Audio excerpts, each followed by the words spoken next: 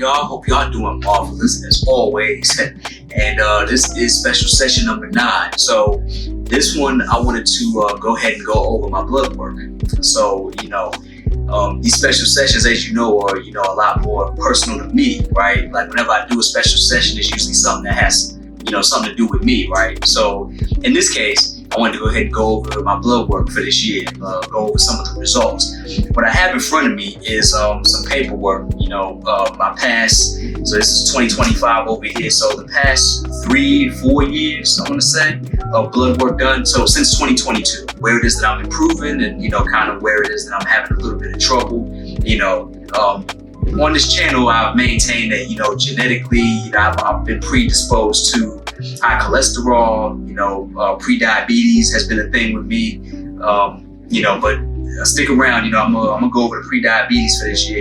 You'll be surprised. I know I sure was. I'm gonna go ahead and start with 2022. In 2022, I happen to have had, vitamin D, I was, kind of deficient, in the years preceding 2022. So from 2022 on, I haven't really had an issue with vitamin D. They've been within the range that I'm supposed to be in. So that's when you see that circle for the vitamin D right over here where it says vitamin D25H, that's basically vitamin D levels. That's, the blood measurement for your vitamin D. So you'll see here, these notes here that are written, they were written by my doctor. The first 3, right?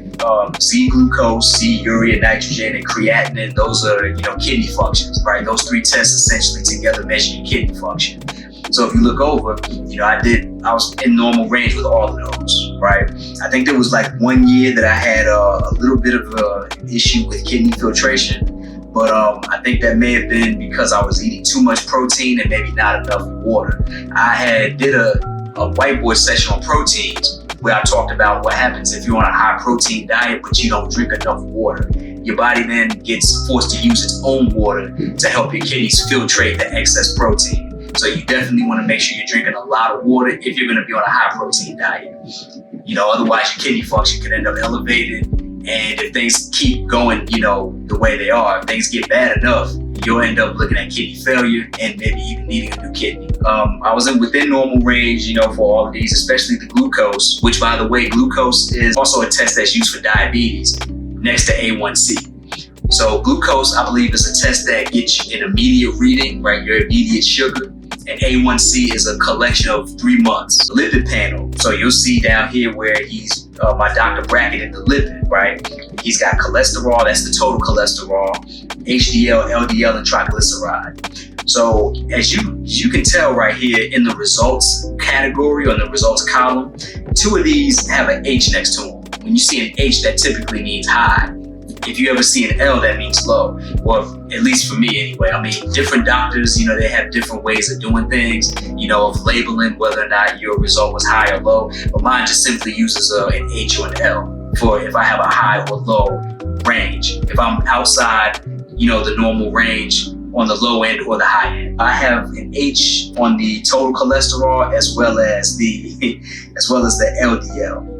Now, as y'all remember, you may remember my cholesterol session, I talked about LDL being the bad cholesterol, that stands for low density lipoproteins. HDL is the good cholesterol, known as high density lipoproteins. So you want more HDL and less LDL. For me, because cholesterol is something I deal with genetically, it's kind of been a tough battle to get a handle on it.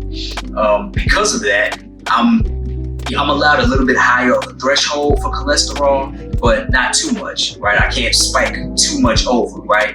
For LDL, I believe the normal range is below 100, but for me, that hasn't happened in a long time. That hasn't happened ever since I've been getting blood work.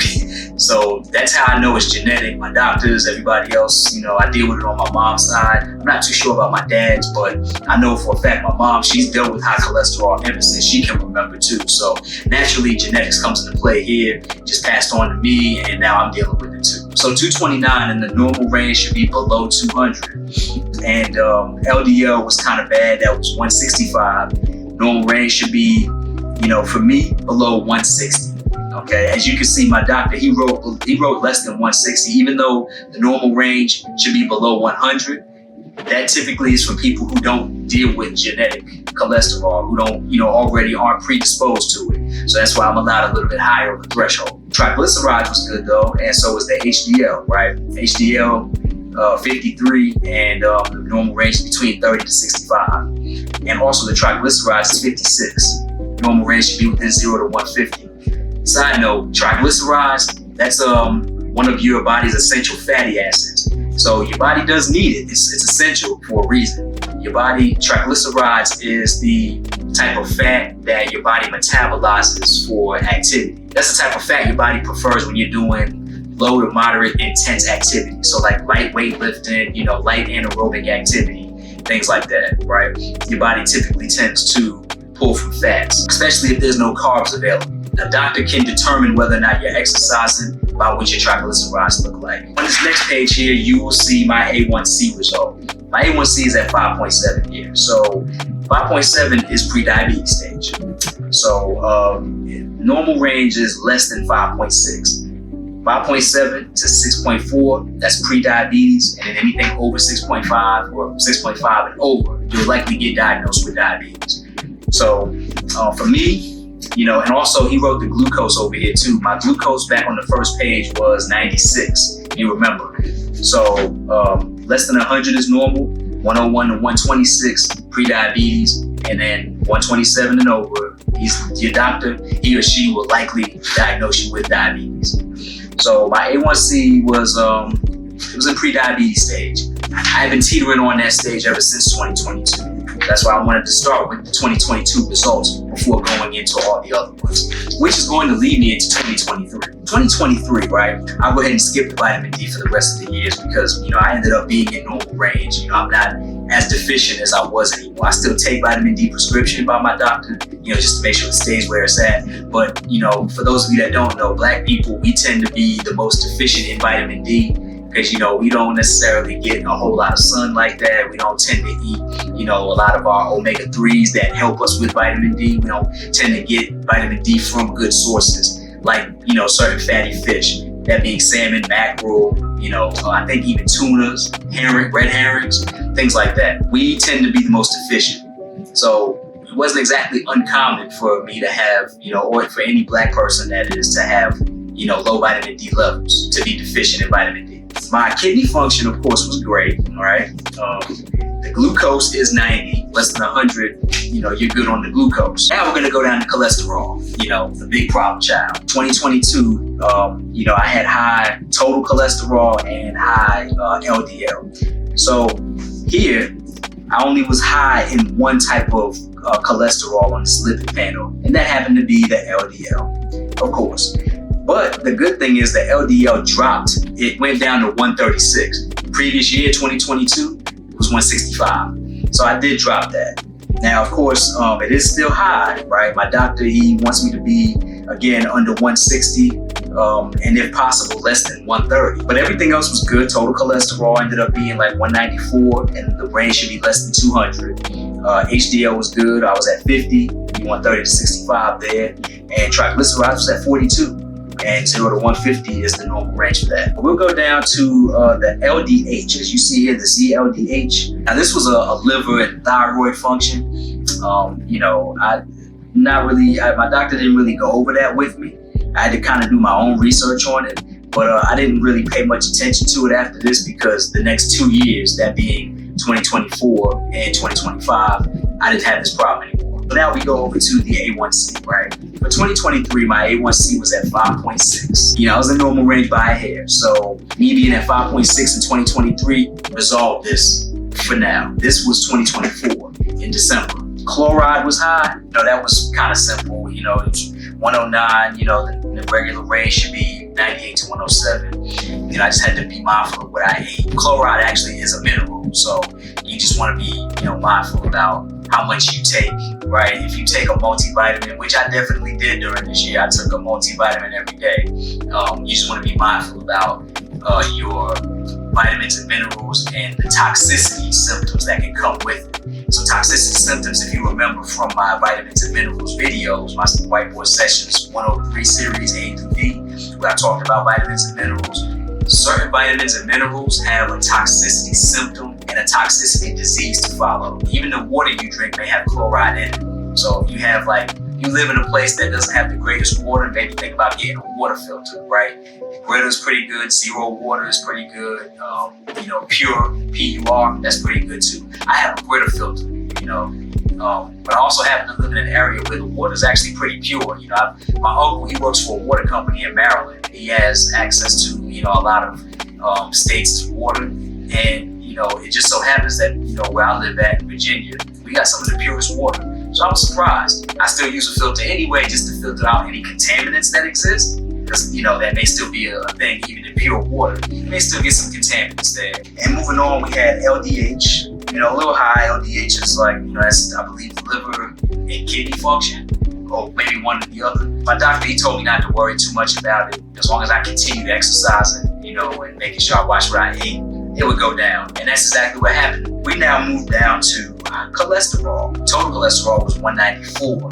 Remember, the range, normal range is less than 200. So even though it's 6 points away, I'm still good on total cholesterol. LDL, which of course is still a little high, 126.8. And my doctor wants less than 130, or at least in this year, he wanted less than 130. He wanted me to shoot for that, for the following year. So, and then we have HDL. Now the HDL was a little high. It says 54.8, and the ref range should be less than 40, less than or equal to 40. But then in the previous tests, HDL should be between 30 to 65. And I did a video on that cholesterol too. So that wasn't necessarily something I was going to worry too much about. I mean, HDL is the good cholesterol anyway. So I think that's also why we didn't really go over cholesterol too much in 2024. Because even though I had high LDL, I also had high HDL. It was the imbalance was kind of crazy. We get to the A1C on this one. So as you can see, the A1C is 5.7. 5.7 is pre-diabetes stage. So there's that. And also too, I forgot to mention in 2023, my blood pressure was a little high. My blood pressure, I believe, was 130 over 80, something like that. And what my doctor pointed out to me was in 2023, I had gained a little, I was in the 180s. So here's this chart right here, right? Essentially, the higher that your body weight goes, at least for me, this may not be the same for everyone, but for me, the higher my body weight is, the more likely my blood pressure, will increase. But that may not always be the case either for me. I'm about to get into 2025. Well, my weight was definitely in the 200s. It was 206, but again, when I think I've spoken about this before, but when you weigh yourself, you should do it first thing in the morning before you've had anything to eat. You should weigh yourself fasting, right? That's gonna give you the most accurate weight. So by the time that I went to go get have my doctor's appointment and go over my labs, I had already had breakfast and, of course the clothes I wear, they don't really seem to care too much about shoes. Maybe if you have stuff in your pockets, they'll tell you to take it out, but they don't care much about your shoes. If you got on heavy clothes, right? Maybe you'll take off the jacket, but if you're wearing jeans or whatever, that stuff does carry weight. So, and of course, if you ate for the day, that's already gonna throw off your numbers.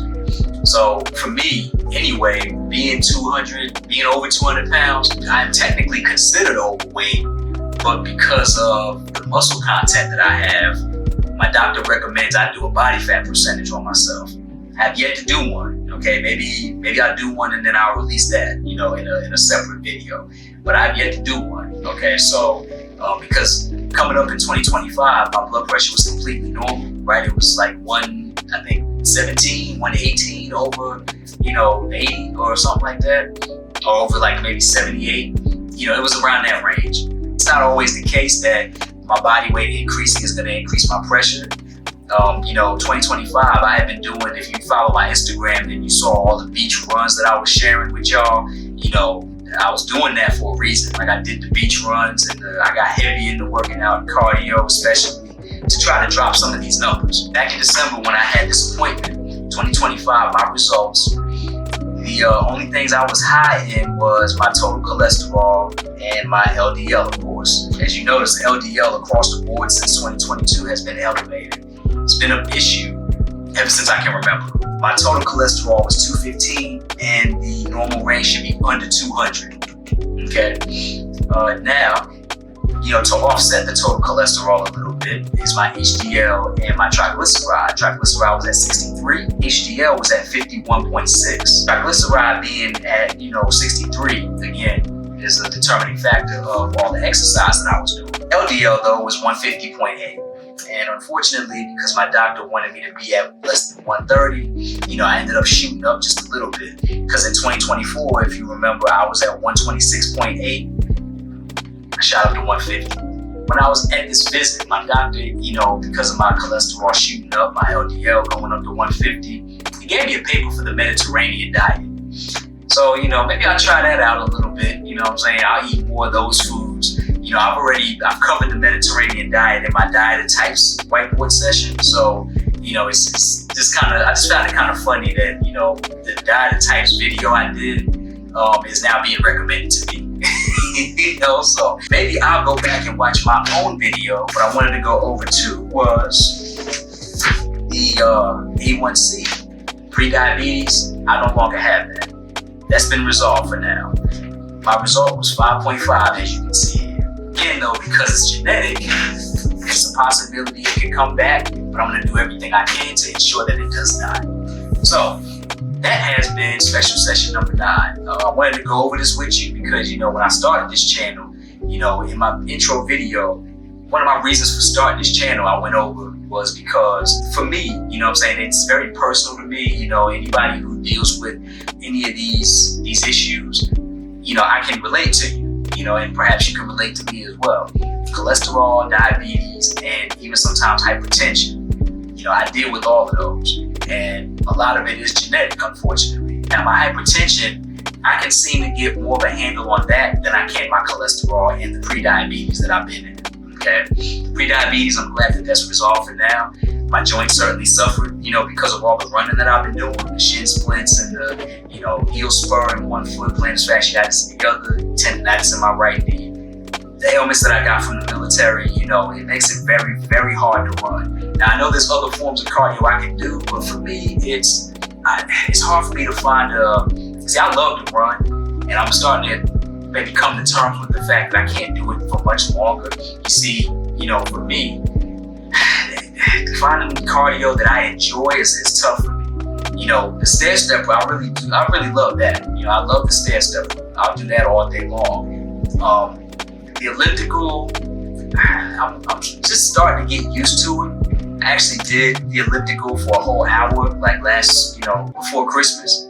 So I did it for a whole hour, and I was perfectly fine with it. I'm getting used to it. But before that, I never liked doing the elliptical. I don't really like doing the rower, the bike, stationary, and none of that. I don't really like doing any of those. Swimming, if I knew how to swim good enough to make a cardio session out of it, I would absolutely do it. See, I know how to swim, just not enough to make it a 30 to 45 minute session. You know what I'm saying? So that it's tough finding cardio that I enjoy. You know what I'm saying? I do love doing HIIT though. I absolutely love doing HIIT. That's something I can do right here at home. Trying to expand myself a little bit more, when it comes to cardio, but it's tough to find cardio that I enjoy. What I'm gonna do also is I'm gonna do another special session where I'm gonna talk about the blood work here, but it's gonna be going over some of these terms, right? Because, again, I mentioned on this channel, there's doctors that you ask them something, they may not provide you the clarity you need, and I don't think that's really, right? There was some of these items that I had to do my own research on, like TSH, for example. One of these years I had high TSH levels, and TSH, I didn't even know what that meant. I even asked my doctor, and he just told me, just keep doing your cardio and it'll be fine. Well, that's nice and all, but I still would love to know what that means. You know what I'm saying? If you're like me, then you would like to know what something actually is. So when you look it up, it's thyroid stimulating hormone. That's what TSH is. Now, when your TSH levels is high, it can be for a few different reasons. You're not getting enough exercise, sure, that's one. Obesity definitely is a contributing factor. But TSH is associated more heavily with iodine, the mineral iodine, which you can easily get out of iodine sea salt. Not to the point where you excessively consume, but just enough to where, your TSH levels don't spike up. Then, your TSH levels should be okay, right? Your thyroid stimulating hormone could be could be a result of some other issues. Could be something genetic, right? Something that nutrition may not be able to help you out with to dissolve it entirely, but maybe something nutrition can help manage at least. So I'm gonna save another special session for where I go over this blood work, but I'm gonna go over all of these test names, and I'm gonna just kind of break down what they all mean. But for now, y'all have yourselves a great night or day, whatever time it is for you that you're seeing this. Take care, and I will see y'all on my very next one.